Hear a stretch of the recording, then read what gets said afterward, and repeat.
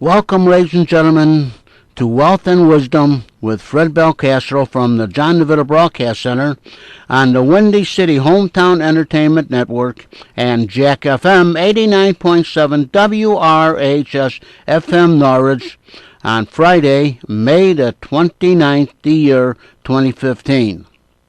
And now, here he is, Mr. Fred Belcastro. When you're smiling, When you're smiling, when you're smiling, when you're smiling, and the whole world smiles with you. smiles with you. And when you're laughing, When you're laughing, oh, you're laughing. oh, you're laughing, When the sun comes shining through. shining through. When you're crying, When you're crying, you bring on the rain. bring on the Stop rain. your sighing. Stop your sighing, Won't you be happy again? happy again. When you're smiling, When you're smiling, keep on smiling. keep on smiling. And the world will smile with you. Good morning, and welcome once again to the Wealth and Wisdom program, where we use our wisdom to grow and protect our wealth. Of course, this morning we're broadcasting once again from the John DeVita Broadcast Center here on the Northwest Side. We also can be heard Friday mornings from 10 a.m. until 10:30 on Jack FM 89.7 WRHS out of Norwich. We'd like to give a shout out to Mr. DeVita for the excellent work that he did and the entire Ridgewood High School staff last night in their graduation. I understand that the cameras and the sound and everything went real well, and it was a great event to send the individual graduates off on their futures. In our show, when we talk about using our wisdom, for those that are serious about their financial future, for those that are concerned about the dollars necessary for them to be able to retire and maintain the lifestyle. When we talk about maintaining a lifestyle, we're not just talking about maintaining a dollar, but we're talking about maintaining a lifestyle in relation to taxes, in relation to interest charges, in relation to inflation. Remember, we talked about the 10 erosion factors that come and chew and chomp at our dollars to eliminate the purchasing power, and this can have a tremendous effect. So, if we're serious about those dollars that we'll have at retirement, whether it be 55 or 75, let's get the answers to 4 questions. Very simply, 4 questions. You can call our office. We can do this over the telephone. We can give you the answers that you may request over the phone in less than 10 minutes. The question is, do you want to know, and when do you want to know? The 4 questions would be, what rate of return do you have to earn on your investments and your savings right now so that you can maintain your current standard of living? And I'm not talking about a year or 2 years, throughout your life expectancy. What rate of return do you have to get? What rate of return do you have to get? And I'm not just talking about a 401k, but what rate of return do you need on your total funds? Remember, we talked about not segmenting. In other words, this is my retirement money. This is the house money. This is the kids' education money or the wedding money. No, what rate of return on the total? And have you figured the total? So that's a necessary step. Number 2 would be, how much more do you need to put away? How are you doing in relation to warehousing or accumulating money, putting those monies in the buckets or bank accounts or wherever it is that you store and accumulate your money?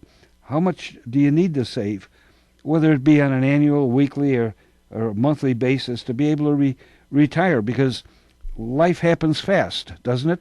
The future comes on fast. Remember, we talk about, where did all the time go? Where does the time go? The kids graduated from school. Man, can you remember when they were in preschool, first grade, kindergarten? Where does the time go? Well, how much more do we need to put away or warehouse? Another is, if you don't have enough money, how much longer do we have to work?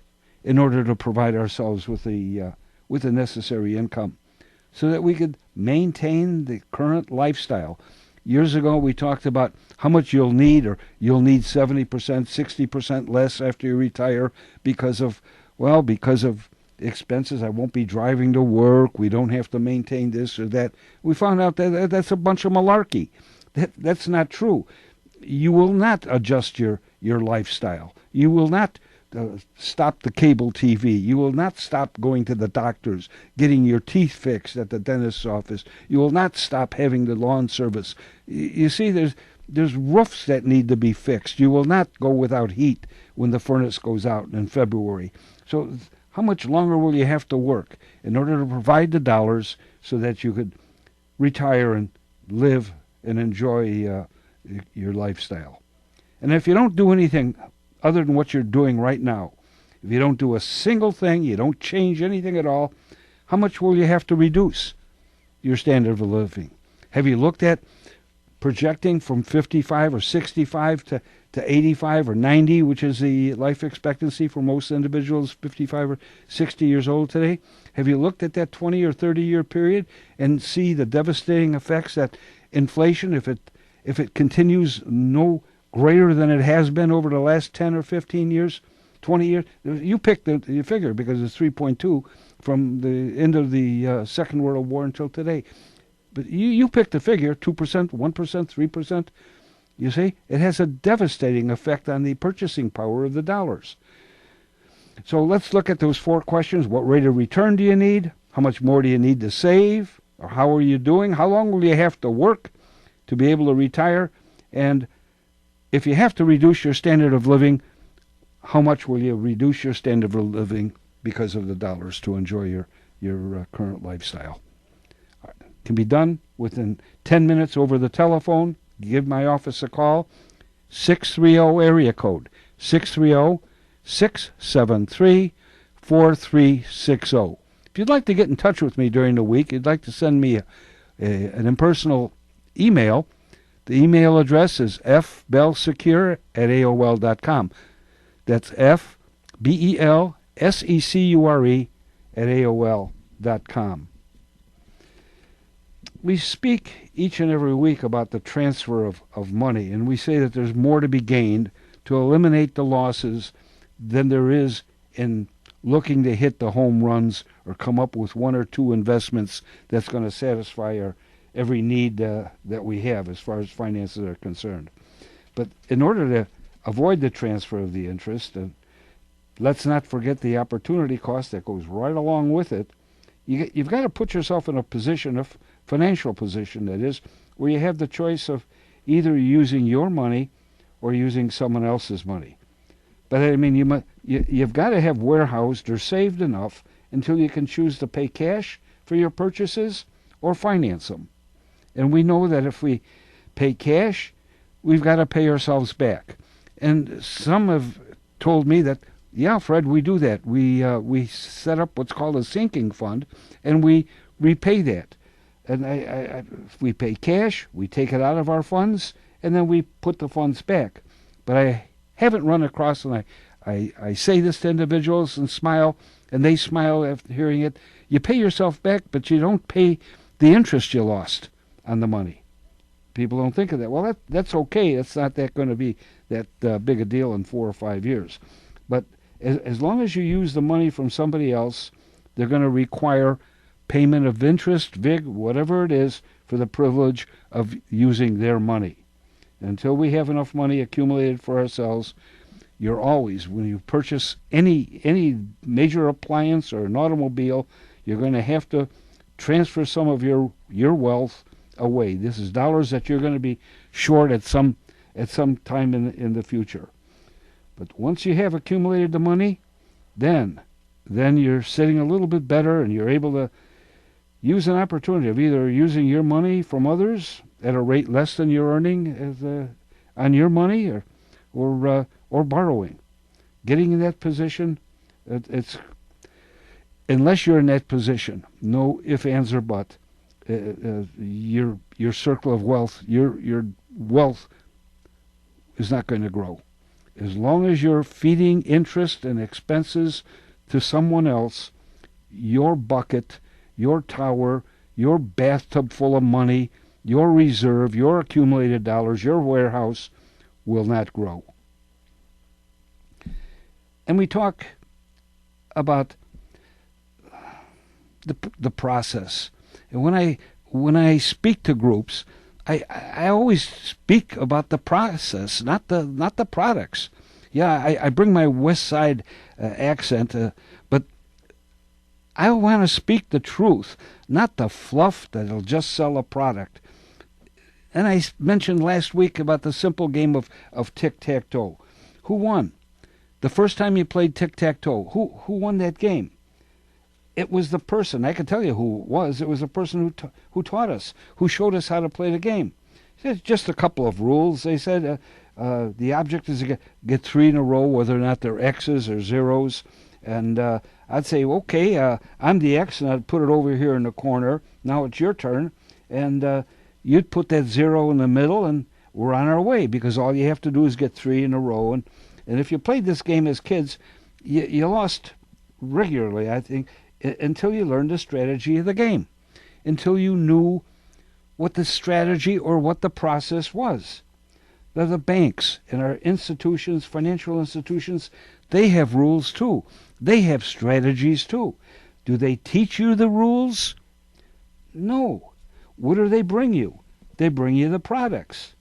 So I say over and over again, I'd rather be known for the problems I solve rather than the products I sell. When we walk into a bank and we buy a CD, do they tell us? Does the bank, does the lady, the gentleman sitting on the other side of the table, tell us about the compound interest and the effect of taxes and lost opportunity costs on a taxable account? Do they tell you that you're getting 3% in the CD and inflation's at 3% and you're going to pay a marginal 10 or 20% tax on the 3% and therefore you're going to lose 2% a year? Do they tell you that strategy? How about when we go to a mortgage and you hear people say, yeah, pay cash in a mortgage? Does anyone give consideration to the value of money and what the future value of money is? You see, they know. Anyone, with the finance degree that's sitting over there, they know that money today is more expensive than money tomorrow. Well, you and I know it costs us more to live today than it did yesterday because of the devaluation of our dollars as we go through life, because of inflation. So do they point out the interest that you're saving by taking a 15-year mortgage as compared to a 30-year mortgage? But do they tell you about the strength of those dollars that you're giving up today? Do you take into consideration the lost opportunity costs in the deduction that you might be able to get on your homes or first or second homes today? Why don't we just stop here if we can and listen to what Tommy Edwards might have to say about this process and what they do to us. Many a tear has to fall, but it's all in the game. All in the wonderful game that we know as love.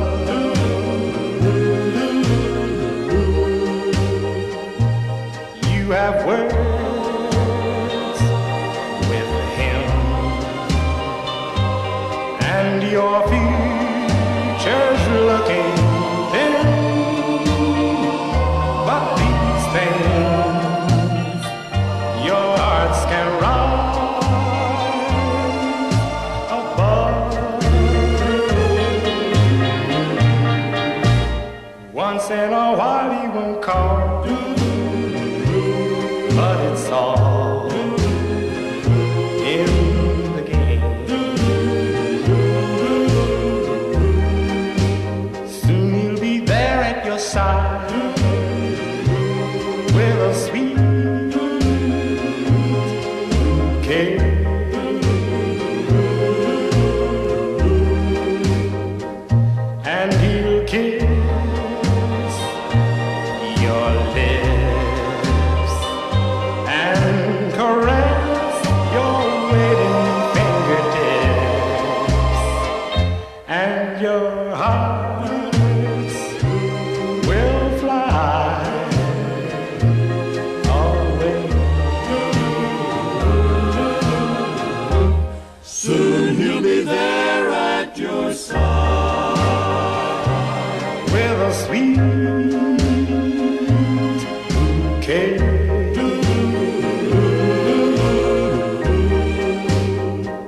Then he'll kiss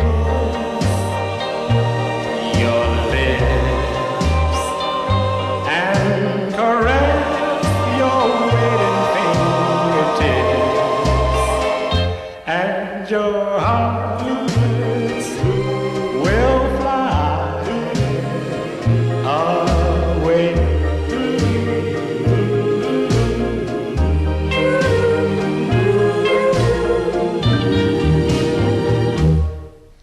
1958, Tommy Edwards, It's All in the Game. You got to know the rules. You've got to know the rules so you could play by the rules so that you could use the rules to your advantage. Here's one for us. Let's suppose you and I we're going to walk into a bank and we're going to borrow some money. Maybe we're going to borrow it regularly. We'd like it set up where we can borrow maybe $5,000 a year over the next 10 years.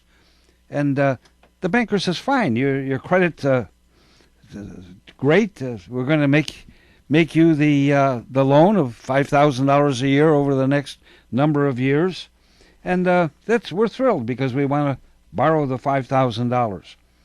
And then we look at the papers and we say, well, how much are we going to have to pay back? Now the bank, the institution, tells us, well, I'm not going to fill that in right now. I'm going to wait until the end of the period when you have to pay that money back, and we're going to see how much we need. If we need more, then the interest rate is going to be maybe 30, 50, 70%. If we don't need the money, well, maybe we'll only charge you 25 or 30%. We'd look at one another and we'd say, is this something you want to sign? How much do we have to pay? What rate of interest are we being charged? It's a good thing we read the contract, huh? Because these people could charge us 60 or 70% on this loan, on this borrowed money that we have. And maybe we'll have to pay it back 10, 15, 20 years from now when we could least afford. What is that? That's our qualified plans. You could borrow the money now, you can take the loan, you could take the deduction now and save 10 or 15%. At what rate do we pay it back? Well, I don't know, whatever the rates are. Is that a smart business choice on our part? Not likely, is it? How about our Social Security? Remember we talk about it week after week. Social Security, we walk up the steps, go into the Social Security office. Do they tell us the greatest method of retrieving those Social Security dollars over our lifetime? Do they talk about file and suspend? Do they work out a program so that we can get the most amount of money from the money that we've already paid into Social Security? The answer is no. Do they teach you the process? No. Do they tell you all the rules? No. What happens? We suffer.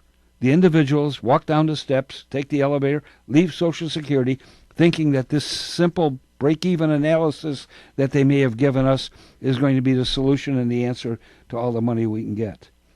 How about our credit cards? Do you rip those envelopes up as soon as you get them? Or do you open them up and look at the enticing things? You know, you're paying 18%, but look what they're giving you. They might be giving you a toaster. Oh, how great is that? How's that toaster compared to the 18% that you're going to pay from now until the conclusion of the account? Why do they do that? Remember we talked about the calculation of that 18% on a $10,000 balance is worth millions to them. Don't forget, they're not getting 4 or 2%. They're earning 18% on that loan. Tremendous amount of money. Millions and millions of dollars are given away. Who's giving it away? You and I. Do they tell us the rules? Do they teach it to us? Or do these savings institutions say, hey, have I got a product for you? How about buying that shiny new car? We have graduates last night now. They're looking to start their careers. Their jobs are going off to college. How about an automobile? Do you think mom and dad would give them an automobile? Did you ever stop and think? Did you see these car dealers, these dealerships? And there's nothing wrong. I'm not criticizing. But you see these car dealerships? They don't make a lot of money on me. I got a tremendous deal. I paid $1.50 over list price, $1.50 over sticker price. You hear all of this. With only $1.50, which is $1.50 or $150, how are they able to pay the taxes? Remember, you paid the $4,000 a year taxes, $5,000 a year taxes. Where do they get all the money to pay for those blocks and blocks or acres of property that they have? The electric bill alone has got to be staggering. If they're only making $150 on, you know where they're making the money on the finance? They'd love to give you a car at $200 a month. Forget about the purchase price or the rate of interest on it. You see, that's how they do it. That's how they keep the lights on. That's their process. Do they teach you the process? My friends, you've got to know the rules, and you've got to hear them from some place. And that's why when I do speak to any group, yeah, I bring my West Side accent, as my good friend tells me I have. I bring it, but I also bring the truth. The process is more important than the product. You know, everybody that talks to you, that talks to you about the money, or will focus on the dollars you're saving or have already accumulated. They say, they proclaim that they can always do a better job. Where's your money? Oh, it's in this CD or it's in this fund. Oh, what are you earning? Oh, we could do better than that. We could get you a higher rate of return. When you get a higher rate of return, is there involved more risk? Risk is always associated with return. You know, if all we do is focus on your savings dollars, we've got to focus on the amount of risk. Do you realize that if you stop the finance, if you stop that $400,000 by financing a car every 2 years we talked about last week, what's the rate of return on that $400,000? Are you making that? You know, better investments, I've got to say, better investments, a higher rate of return, do increase your wealth. All right? But products alone are not the answer. Again, the process is more important. Less risk, more important. If we save $140,000 during our lifetime by not financing every 2 or 3 years an automobile at 6%, we're the same as making $160,000. And only difference is when we save it, there's no risk. We're guaranteed the savings. With little time is spent on financial strategies, we spend all of our time on the savings and investments. No one wants to hear that they have to give up their money or give up their lifestyle in order to saving. We know we should save more money, but when we take it away from our savings, when we take it away from our lifestyle, that decreases the amount of dollars that we have available to enjoy our families today. Nobody wants to hear that. Let me illustrate this point before we take a break. Let's assume we're going to send you to play in the World Series. Everyone knows about the World Series, and I've got 2 things that I'll give you, but you can only choose one of the 2 things. You can have the bat, all right, of any famous player, or glove of any famous player that ever played in the World Series. Somebody that's in the Hall of Fame. You could have player's ability to swing the bat, or you can have his bat. Obviously, come on, you're going to do better in the game with the ability rather than with the bat. What do you get from financial institutions? The swing, the ability, the process, the rules, or they hand you a product, the bat. Let's take a break now and see what comes after Tommy Edwards.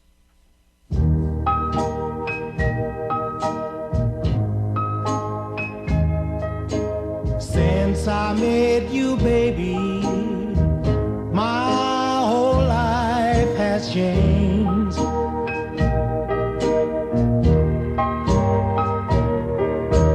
Since I met you, baby, my whole life has changed. And everybody tells me that I am not the same.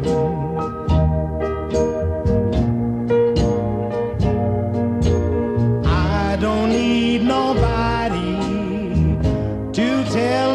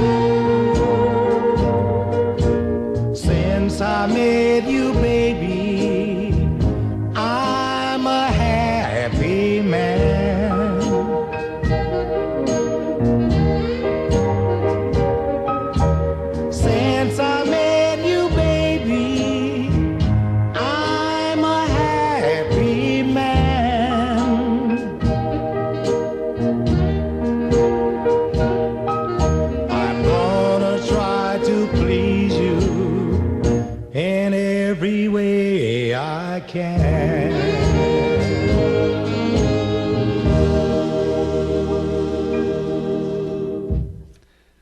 Ivory Joe. That was Ivory Joe Hunter, 1956. So to all the graduates out there experiencing the next step in life, that's the songs that we were dancing when we graduated school. Since I Met Your Baby, Ivory Joe Hunter. Speaking again about the institutions, nothing wrong with institutions. Listen, we need a bat in order to play baseball. We need the products. But what do financial institutions deliver? They bring to the table a product. What's more valuable, the swing, the ability, the process, or the bat, or the product? You see? Unfortunately, I think too much of our focus is on the product. That's all you hear about, looking to hit a home run. When our thoughts, the focus, our attention should be spent more on the swing, which is the process. And it seems as though it would be more, how I should say, more romantic and listing a product that'll return 10, 12, 16, 18% without any risk. I'll tell you who has they're making 18% on our credit cards with very little risk too. How would you like to be in that position? Well, in order to be in that position, you're going to have to save your money. And we said this on the onset: save your money, save your money, save your money. Do you need a bat to play ball? Do you need a product? Well, sure. To win in a world of finance, you're going to need a bat. You're going to need a product. But the product or the bat you choose is not. And that's what this program is all about. That's where the wisdom comes in. We've got to do some thinking on our own. The product that we choose is not as important as having the correct process. If we reach age 60, 65, 62, ready to retire with $1 million in our pocket, but along the way we lost and gave away $1.5 million, how smart, how successful have we been? Well, our time is just about over. I want to thank you for listening. Thank you for inviting me to your groups. I can be reached, Fred Belcastro, 630-673-4360. The weather's going to be fine, except for the rain. But nevertheless, thanks for listening. Thanks to Mr. John DeVita for directing the program. See you next week, and make somebody smile. When you're smiling, When you're smiling, when you're smiling, when you're smiling, and the whole world smiles with you. smile with you. And when you're laughing, When you're laughing, oh, you're laughing. oh, you're laughing, When the sun comes shining through. shining through. When you're crying, When you're crying, you bring on the rain. bring on the Stop rain. your sighing. Stop your sighing. Won't you be happy again? Happy again. When you're smiling, When you're smiling, keep on smiling. keep on smiling. And the world will smile with you. Let's go now. Let's go, Sam. You have been listening to Wealth and Wisdom with Fred Belcastro from the John DeVita Broadcast Center on Jack FM 89.7, WRHS FM Norwich, and the Windy City Hometown Entertainment Network on Friday, May the 29th, the year of our Lord, 2015. This broadcast was directed by John DeVita. Our special thanks to radio station manager Kevin Zeflick of WRHS FM Norwich and the executive producer of Windy City Hometown Entertainment Network, Mr. John Secondo. This program was pre-recorded on Wednesday, May the 27th, the year 2015. Until next time, friends, please be safe, and thanks for listening, and have a good day.